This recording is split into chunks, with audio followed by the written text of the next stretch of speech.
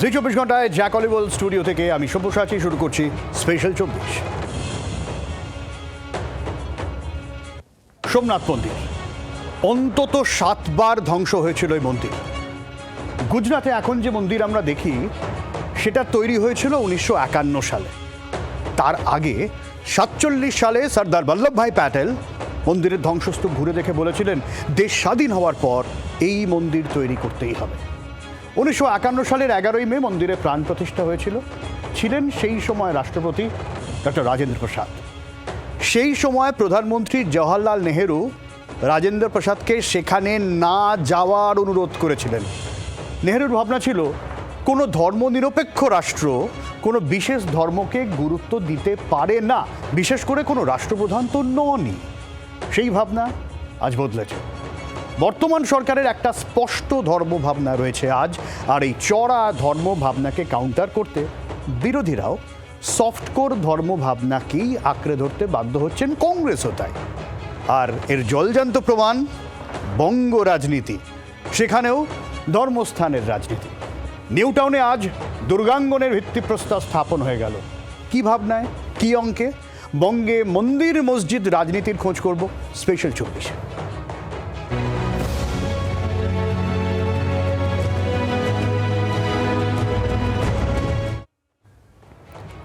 মন্ত্রী সুভাষ চক্রবর্তী যখন তারাপীঠে পুজো দিতে গিয়েছিলেন, দক্ষিণ দমদমের পুরপ্রধান শ্রী হীরবাবু চণ্ডীপাঠ করতেন।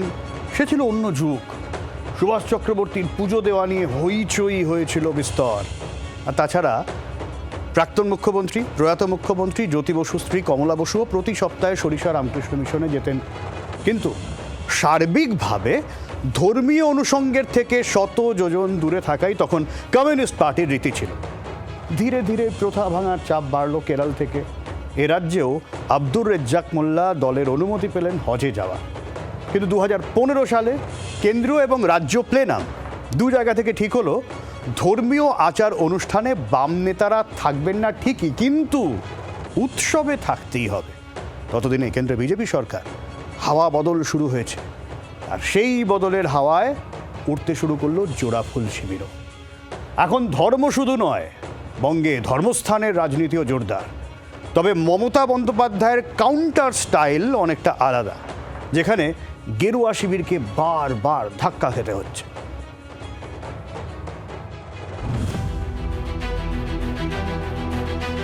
আমরা এখনো মনে করি ধর্ম যার যার, উৎসব কিন্তু সবার। ক্ষমতায় আসার পর থেকেই তৃণমূল কংগ্রেস বামেদের গা বাঁচানো ধর্ম রাজনীতিকে দূরছাই করেছিল। মমতা বন্দ্যোপাধ্যায়ের স্পষ্ট বার্তা ছিল ধর্ম যার যার, উৎসব সবার।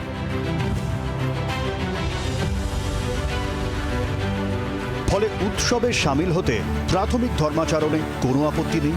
সেই জায়গা থেকে তৃণমূল কি পুজো, কি নামাজ, কি গুরুদ্বারা বা চার্চ সবেতেই অংশ নিয়েছে। সর্বধর্ম সমন্বয়ের বার্তা দিয়েছে। এই জায়গা থেকে 2019 সালের মধ্যেই ধর্মস্থান সংস্কারে বিপুল বরাদ্দ করেছে এই সরকার। প্রায় 350 কোটি টাকা মন্দির সংস্কারে ব্যয় হয়েছে। কালীঘাট, দক্ষিণেশ্বর, তারাপীঠের মতো মন্দিরের সংস্কার হয়েছে। গঙ্গাসাগর, কপিলমুনি আশ্রম প্রাঙ্গণ সংস্কারের মতো একগুচ্ছ প্রকল্প নিয়েছে মমতা বন্দ্যোপাধ্যায়ের সরকার। 2011-তে ক্ষমতায় আসার পর থেকে দেখা যাচ্ছে যে বর্তমান সরকার বিভিন্ন ধর্মের যে উপাসনা স্থলগুলো রয়েছে সেগুলোকে সাজানো বা সেগুলোকে সংস্কার করে নতুনভাবে গড়ে তোলার একাধিক উদ্যোগ নিচ্ছে। যেরকম তারাপীঠ মন্দিরের সংস্কার, অথবা 16 আনা মসজিদের বাইরে সুদৃশ্য গেট তৈরি করা, কিংবা ধরা যেতে পারে ভবানীপুরের যে গুরুদ্বারা রয়েছে সেক্ষেত্রেও কিন্তু সেই গুরুদ্বারার বাইরের দিকটাতেও কিন্তু সুন্দর গেট তৈরি করা, সেইগুলোর ক্ষেত্রেও কিন্তু বিশেষভাবে নজর দেওয়া হয়েছে। শুধু তাই নয়, 1,10,000 পুজো কমিটিগুলোকে অনুদান, ইমামদের 3,000 প্রতি মাসে ভাতা, প্রতি মাসে ভাতা মুয়াজ্জিনদের 1,500 টাকা করে, পুরোহিতদের 1,500 প্রতি মাসে ভাতার ব্যবস্থা করে তৃণমূল সরকারই। ধর্ম রাজনীতির অভিযোগ তুলেছে অনেকে, তবে সেগুলোকে উড়িয়ে দুটো ফ্যাক্টর সামনে এনেছে তৃণমূল কংগ্রেস: সামাজিক ও ধর্মীয় ঐক্য বজায় রাখা, উৎসব অর্থনীতিকে চাঙ্গা করা। এই দুই ফ্যাক্টরকে সামনে রেখেই বিজেপির সরাসরি হিন্দুত্ববাদী রাজনীতিকে কাউন্টার করে এসেছেন মমতা বন্দ্যোপাধ্যায়। 5,500 কোটি টাকা মাদ্রাসা শিক্ষায় বরাদ্দ, ইমাম মুয়াজ্জিনদের ভবিষ্যৎ ক্রেডিট কার্ড বা রাজ্যের উদ্যোগে সংখ্যালঘু স্কলারশিপের মতো একাধিক উদ্যোগ নিয়ে বিজেপি মুসলিম তোষণের সরাসরি অভিযোগ তুলেছে তৃণমূলের বিরুদ্ধে। কিন্তু সেই অভিযোগও পাল্টা একাধিক ইস্যুতে ভোঁতা করবার চেষ্টা চালিয়ে গিয়েছেন মমতা বন্দ্যোপাধ্যায়। এতদিন মন্দির মসজিদ সংস্কারের পথ মারিয়ে জগন্নাথ মন্দিরের উদ্বোধনের মতো বিষয়ে সাপ মেরেছেন মমতা বন্দ্যোপাধ্যায়। ঘোষণা করেছেন মহাকাল মন্দিরের, শিলান্যাস হয়েছে দুর্গা মন্দিরেরও। গেরুয়া শিবিরের পাল্টা অন্য ধর্ম ব্যাখ্যা দিয়ে থাকেন মমতা বন্দ্যোপাধ্যায়। বামেদের মতো ধর্ম বাদ দিয়ে তার রাজনীতি নয়, তার রাজনীতিতে ধর্মও আছে প্রবলভাবে। ধর্মকে যত বেশি আমরা শ্রদ্ধা করব, সবার মতো করে আপন করব। ধর্ম হচ্ছে মানবতার এক নাম, ধর্ম মানে ভালোবাসার এক নাম, ধর্ম মানে বিশ্বাসের এক নাম, ধর্ম মানে ভরসার আর এক নাম, ধর্ম মানে আস্থার এক নাম, ধর্ম মানে ভাগাভাগি নয়। এখানেই পাল্টা সরাসরি হিন্দুত্ববাদ আরও চওড়া করছে গেরুয়া শিবির। জাতপাতের নামে, ভাষার নামে বিভক্ত না হয়ে সবাই ঐক্যবদ্ধ হন, বাঁচার লড়াই। মমতা ব্যানার্জি বলেন ধর্ম যার যার উৎসব সবার, বিরোধী দলনেতা বলেন ধর্ম যার যার, রক্ষা করার দায়িত্ব তার তার। চড়া হিন্দুত্ববাদের পাল্টা সফটকোর হিন্দুত্ববাদের পথেই কি চলছে শাসক দল? সে কারণেই কি ধর্মস্থানের রাজনীতি জোরদার? 2015 সালে যখন সিপিএম রিলিজিয়াস পলিটিক্সে মধ্যপন্থা হাতড়াতে ব্যস্ত, সেই সময় শহরে গরুর মাংস খেয়ে চোনা ফেলেছিলেন দলেরই বিকাশ রঞ্জন ভট্টাচার্য। ধর্মীয় অসহিষ্ণুতার প্রতিবাদে, ধর্মীয় অনুভূতিতেই আঘাতের প্রতিবাদ এসেছিল দলের অভ্যন্তরেই। শাসক তৃণমূলের অন্য পথ, তারা ধর্মীয় অসহিষ্ণুতার প্রতিবাদ সামনে রাখতে চেয়েছে ধর্মাচরণের পথ ধরেই। এখানেই তৃণমূল অঙ্কে বারবার ধাক্কা খেতে হয়েছে গেরুয়া শিবিরকে। সার্বিকভাবে বামেদের ধর্ম নিয়ে বা বাম আমলে ধর্ম নিয়ে যে তাদের যে ভাবধারা, সেই ভাবধারার সঙ্গে বর্তমান সরকারের ধর্ম নিয়ে যে ভাবধারা, সেই ভাবধারা কিন্তু বেশ কিছুটা পার্থক্য চোখে পড়ে। জি 24 ঘন্টার জন্য ক্যামেরায় কমলের সঙ্গে শ্রেয়সী, কলকাতা। আজকে নিউটাউনে দুর্গা মন্দিরের ভিত্তিপ্রস্তর স্থাপন করে দিলেন মুখ্যমন্ত্রী মমতা বন্দ্যোপাধ্যায়। নিউটাউনে প্রায় 17 একর জমির ওপর তৈরি হবে দুর্গা অঙ্গন। 2 বছরের মধ্যে কাজ শেষ হবে।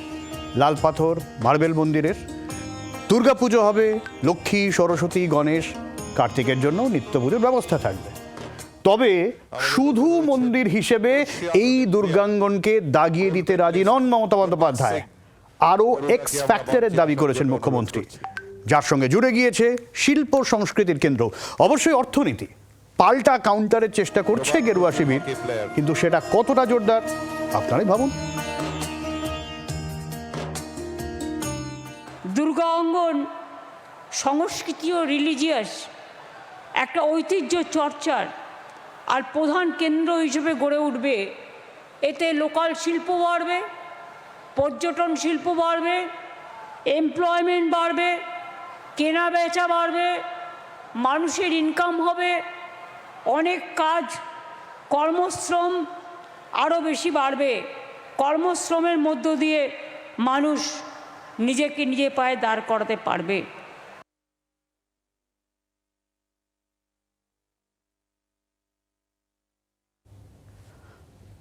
শুভেন্দু অধিকারীও পাল্টা বলার চেষ্টা করেছেন যে এটা একেবারেই স্বাস্থ্য দপ্তরের জমি, এটা শিল্পের জমি, সেখানে ব্যবহার করেছেন মুখ্যমন্ত্রী মমতা বন্দ্যোপাধ্যায়। তার কাউন্টার কি শোনাই আপনারা। যেখানে করছেন সেটা শিল্পের জায়গা, শিল্প তাড়িয়ে সব করছেন এবং সেখানে টেন্ডারও হয়নি, ওয়ার্ক অর্ডারে নেই। এটা একটা ভুয়া। মমতা ব্যানার্জিকে সবাই চোর বলতো, আজ থেকে ওনার নাম হলো ভুয়া মুখ্যমন্ত্রী। ভুয়া ভুয়া। ওই যে বললাম কাউন্টার কতটা হলো সেটা আপনারাই ভাবুন। ধর্মস্থানের রাজনীতি মমতা বন্দ্যোপাধ্যায়ের রাজনীতির অঙ্গ, কিরকম ব্যাখ্যা দিচ্ছেন রাজনৈতিক বিশ্লেষক সুমন ভট্টাচার্য। এখন নরেন্দ্র মোদী নিজে রাম মন্দিরের উদ্বোধনে থাকেন, সমস্ত সময় তিনি রাম মন্দিরের কথা বলেন। তার পাল্টা হিসেবে রাহুল গান্ধীও পৈতে দেখিয়ে পুজো করতে যান, আর মমতা বন্দ্যোপাধ্যায় দুর্গাঙ্গনের উদ্বোধন করছেন। অর্থাৎ এই আজকের সময়ে দাঁড়িয়ে ধর্মকে আর রাজনীতির থেকে সম্পূর্ণ দূরে সরিয়ে রাখা যাচ্ছে না। এমনিতে ভারতবর্ষের ধর্মনিরপেক্ষতা বলতে কিন্তু ধর্মকে বাদ দিয়ে নয়, এমনকি গান্ধীজিও ধর্মকে সঙ্গে নিয়েই রাজনীতি করতে চেয়েছিলেন, কিন্তু সকলের সঙ্গে সমানাধিকার প্রয়োগ করতে চেয়েছিলেন। অর্থাৎ সবাই সমানভাবে সব ধর্মের প্রচার করবে, ধর্মচারণ করবে, এটা গান্ধীজি চেয়েছিলেন। মমতা বন্দ্যোপাধ্যায়ের এখনো অবধি যে রাজনীতি সেটা অনেকটা এইরকম, কিন্তু তাতে অবশ্যই এই মন্দির উদ্বোধন আছে। দীঘার জগন্নাথ ধাম উদ্বোধন থেকে আজকে দুর্গাঙ্গনের উদ্বোধন, এই পুরোটাই মমতা বন্দ্যোপাধ্যায়ের রাজনীতির অঙ্গ। 90 দশকে বাবরি মসজিদ ধ্বংসের পর যে মেরুকরণের একটা হাওয়া উঠেছিল, তারপর থেকে বারবারই সে হাওয়ার গমক টের পেয়েছে গোটা দেশ। অবশ্যই বাংলা ব্যতিক্রম নয়। বিশেষ করে 2014 মোদী সরকার আসার পর সে হাওয়া আরও জোরদার হয়েছিল গত বছর শুরুতেই রাম মন্দির তৈরির পর। কিন্তু সে হাওয়ার মোড়ও ঘোরাতে পেরেছিলেন মমতা বন্দ্যোপাধ্যায়। ধর্মস্থানের রাজনীতিতে বিজেপিকে তখনও দিয়েছিল, এখনও জোরদার টক্কর দিয়ে আসছে তৃণমূল কংগ্রেস। গত বছরের শুরুতেই রাম মন্দির উদ্বোধন গোটা দেশে রাম আবেগ তুঙ্গে করে ছেড়েছিল গেরুয়া শিবির। তার সঙ্গে সিএএ নিয়ে বিতর্ক। তৃণমূলকে হিন্দু বিরোধী হিসেবে দেখানোর আপ্রাণ চেষ্টা চালিয়েছিল বঙ্গ গেরুয়া শিবির। কিন্তু কি দাঁড়ালো 24-এর লোকসভা ভোটে? 2019-এর লোকসভা ভোটে যেখানে তৃণমূলের ভোট শতাংশ ছিল 43.69% আর বিজেপির ভোট শতাংশ ছিল 40.64%, আর সেটাই 2024-এর লোকসভা ভোটে তৃণমূলের ভোট শতাংশ বেড়ে দাঁড়ালো 46.16%, আর বিজেপির ভোট শতাংশ কমে 39.08%। কিন্তু কেন? হিন্দুত্ববাদের ক্ষেত্রে কোনো মাঠেই জোড়াফুল পদ্মফুলকে ফাঁকা মাঠে খেলতে দেয়নি। রামনবমীর মিছিল বিজেপি বের করেছে, পাল্টা মিছিল বের করেছে তৃণমূলও। পাড়ায় পাড়ায় হনুমান মন্দির তৈরি হয়েছে, জগন্নাথ মন্দির তৈরি হয়েছে একাধিক। রামের পাল্টা আবেগে জগন্নাথ সামনে এলেন কি না তা নিয়ে বিশেষজ্ঞ মহলে দ্বিমত রয়েছে। তবে দীঘায় বিশাল জগন্নাথ মন্দিরের উদ্বোধন করে মমতা বন্দ্যোপাধ্যায় বুঝিয়ে দিয়েছেন খেলা হবে সব ময়দানে। দেখুন, বিজেপি একটা খোলাখুলি হিন্দুত্ববাদী দল। তার বিপরীতে দাঁড়িয়ে বা তার প্রতিস্পর্ধী রাজনীতি হিসেবে তৃণমূল এই যে সফটকোর হিন্দুত্ব বেছে নিয়েছে, সেটা এখনো অবধি তৃণমূলকে ডিভিডেন্ড দিয়েছে। আমাদের মনে রাখতে হবে এই বছর রামনবমীর প্রস্তুতিতে বা রামনবমীর বিভিন্ন মিছিলে বিজেপিকে তৃণমূল টেক্কা দিয়েছে। বিজেপির এই রামনবমী বা উত্তর ভারতীয় সংস্কৃতিকে এমনকি তৃণমূলও ডেকে এনেছে নিজেরা গণেশ চতুর্থী পালন করে। অর্থাৎ এক ধরনের সফটকোর হিন্দুত্ব। মন্দির রাজনীতি বেড়েছে, আমদানি হয়েছে হুমায়ুন কবিরের মসজিদ রাজনীতি। সেখানে আবার তৈরি হয়েছে সংখ্যালঘু ভোট ভাগাভাগির হিসেব। সে হিসেবে অঙ্ক মেলানোর চেষ্টায় যখন গেরুয়া শিবির, তখনই নিউ টাউনে দুর্গাঙ্গনের শিলান্যাস। এর থেকে আজকের ভারতবর্ষের রাজনীতি খুব একটা দূরে নয়। এমনকি কংগ্রেস নেতা রাহুল গান্ধী যেমন বিভিন্ন মন্দিরে গিয়ে পুজো দিয়েছেন, কংগ্রেসের নেতা শিবকুমার বিরাট হনুমান মন্দিরের উদ্বোধন করেছেন কর্ণাটকে। ফলে এখন সবাই হয়তো বিজেপি যে জায়গায় রাজনীতিটাকে নিয়ে গিয়েছে সেই জায়গায় দাঁড়িয়ে নিজেদের হিন্দু আইডেন্টিটি বা ধর্মীয় পরিচয়টাকে খুব জোর কদমে সামনে রাখছে। 26শে বিধানসভা নির্বাচনের আগেই দীঘায় জগন্নাথ মন্দিরের উদ্বোধন। উত্তরবঙ্গে মহাকাল মন্দির, সামনে বিধানসভা ভোট, তার আগে নিউ টাউনে দুর্গাঙ্গনের শিলান্যাস। পরের লোকসভা ভোটের আগে খুলে যাবে মন্দিরের দরজা। মাথায় রাখতে হবে, প্রত্যন্ত আদিবাসী গ্রামগুলোতেও কিন্তু শাসকের বদান্যতায় সামাইতা মঠের মতো প্রার্থনা ঘর আর মারাংবুরুর থান তৈরি হয়েছে। এর পাল্টা সাঁওতাল গ্রামেও ছোট ছোট হনুমান মন্দির তৈরি করেছে গেরুয়া শিবির। জঙ্গলমহলের প্রায় প্রতিটা গ্রামে এখন হনুমান মন্দির। ভোট আসছে, আবারও ধর্মস্থানের রাজনীতি জোরদার হচ্ছে বঙ্গে। 2025 বিধানসভা নির্বাচনের ঠিক আগের বছর এখানে দেখা যাচ্ছে 30শে এপ্রিল 2025 সেখানে দীঘার জগন্নাথ ধামের উদ্বোধন হচ্ছে। 29শে ডিসেম্বর নিউ টাউনে দুর্গা অঙ্গনের শিলান্যাস হচ্ছে। আর ইতিমধ্যেই উত্তরবঙ্গে মহাকাল মন্দির নির্মাণ হবে বলে মুখ্যমন্ত্রী ঘোষণা করেছেন। ফলে গত কয়েক মাস ধরে রাজ্যের প্রধান বিরোধী দল বিজেপি যে ইস্যু নিয়ে সরব, যে বর্তমান সরকার এবং শাসক দল তারা হিন্দু বিরোধী, তারা পশ্চিমবঙ্গকে ক্রমশ বাংলাদেশ করতে চাইছে, সেই পরিস্থিতিতে দাঁড়িয়ে দেখা যাচ্ছে যে বৃহৎ আকারে 3টে বড় মন্দিরের মধ্যে একটা উদ্বোধন হচ্ছে, একটা শিলান্যাস হচ্ছে এবং আরেকটা উদ্বোধন হবে বা শিলান্যাস হবে সেই সংক্রান্ত ঘোষণা হচ্ছে। সব মিলিয়ে হিন্দুত্ব ঘিরে যে লড়াই, সেই লড়াই 26-এর যে নির্বাচন, সেই নির্বাচনের আগে অত্যন্ত বড় ভূমিকা নিতে চলেছে শাসক এবং বিরোধীর মধ্যে, সেটা স্পষ্ট। জি 24 ঘন্টার জন্য ক্যামেরায় কমলের সঙ্গে শ্রেয়সী, কলকাতা। ফলে পাল্টাও নতুন নতুন ইস্যু তৈরি করতে হচ্ছে। যেমন এই জগন্নাথ মন্দিরের কথা বলি, গত মার্চে খুলে গিয়েছে। একটা মন্দির কমিটি গড়ে হিডকোকে দিয়েই মন্দির তৈরি করানো হয়েছে। আপাতত দেখভালের দায়িত্বে ইসকন। শুরু থেকে এই গতকাল পর্যন্ত 1 কোটি মানুষ এই মন্দির দর্শন করে ফেলেছেন বলে খবর। মন্দিরে স্থানীয়রা যে খুব অখুশি তা নয়, স্থানীয় বিজেপিও মন্দির নিয়ে সেভাবে সুর চড়াতে পারেনি। এই কারণে আপাতত স্থানীয়দের সেখানে ব্যবসা করতে না পারার ইস্যু তৈরি হচ্ছে। মন্দিরে খুশি, অর্থনীতিতে ক্ষোভ। যদিও শাসক দল ঠাড়ে ঠোড়ে বুঝিয়ে দিয়েছে কোথাও এতটুকু জমি ছাড়া হবে না। আমরা শিল্পেও জোয়ার আনতে চাই। মদনমোহন মন্দির দেখুন, শিবযজ্ঞ মন্দির বলুন, জল্পের শিব মন্দির বলুন, মহাকাল বলুন, জগন্নাথ ধাম বলুন, তারকনাথ বলুন, দক্ষিণেশ্বর বলুন, মা কালী মন্দির বলুন, মা তারা বলুন, ফুল্লরা বলুন, পঞ্চানন বর্মা বলুন, মতুয়া ঠাকুর বলুন, কঙ্কালীতলা বলুন, অনুকূল ঠাকুর বলুন, লোকনাথ ঠাকুরের চাকলা কচুয়া বলুন, ওঙ্কার ধাম বলুন, কোথায় কাজ করিনি আমরা। ফলে বিজেপির মন্দির রাজনীতির জমিতে এতটুকু জায়গা ছাড়েননি মমতা বন্দ্যোপাধ্যায়। বিজেপির তরফে প্রশ্ন তোলা হয় কেন সরকারি টাকায় মন্দির, সে অভিযোগও ধোপে টিকতে দেয়নি শাসক শিবির। জনমনে তা নিয়ে খুব একটা সাড়া পড়েছে কিনা তা নিয়েও প্রশ্ন আছে। দেখুন, এটা রাজনীতি তো সব জায়গায় রাজনীতি গন্ধ আসছে। যে কোনো কাজ করতে গেলে আমরা যে কোনো ডেভেলপমেন্ট ওয়ার্ক করি না কেন, সব ক্ষেত্রেই বিরোধীরা বলবে রাজনীতি গন্ধ আছে। মন্দির করা, মসজিদ করা, গুরুদ্বার করা, গির্জা করা, এটা যে যা ধর্মের মানুষ করে থাকে।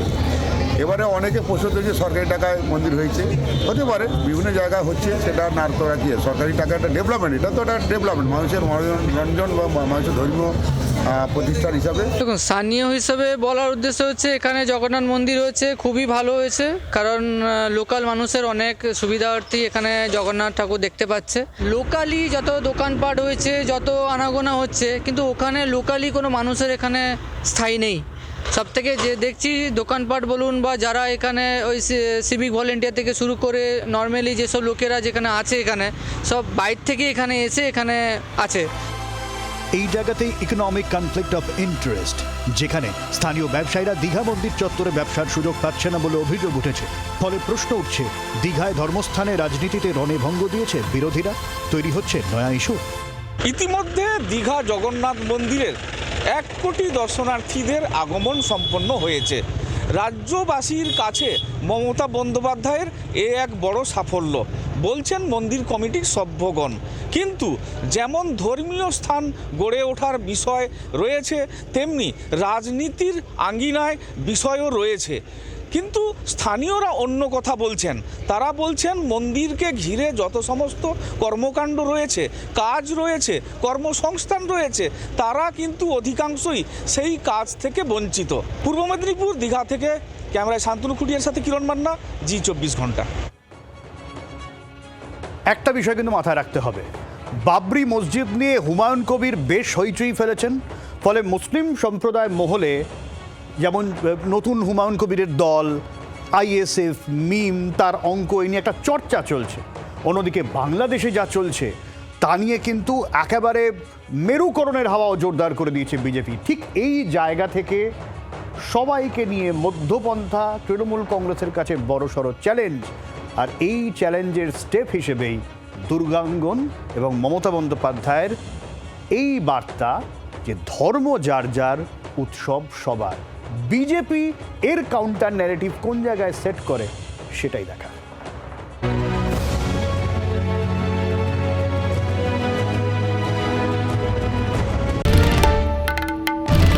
বাংলার আওয়াজ, বাঙালির আবেগ, জি 24 ঘন্টা।